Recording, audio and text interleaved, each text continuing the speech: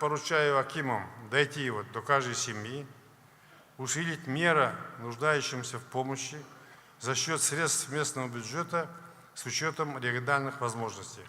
Такие возможности есть. Средства надо экономить и направлять туда, куда надо направлять, а не на объекты, которые пока могут подождать. Только за прошлый год подобная помощь местными органами была оказана на сумму свыше 135 миллиардов тенге.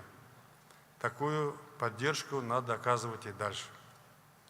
Не следует тратиться на второстепенные дела в этот период. Логично же, что для неполных многодетных семей нужно создать условия для работы на дому. А для многодетных семей на селе выделить отдельную квоту грантов и микрокредитов. И с этим поработать надо.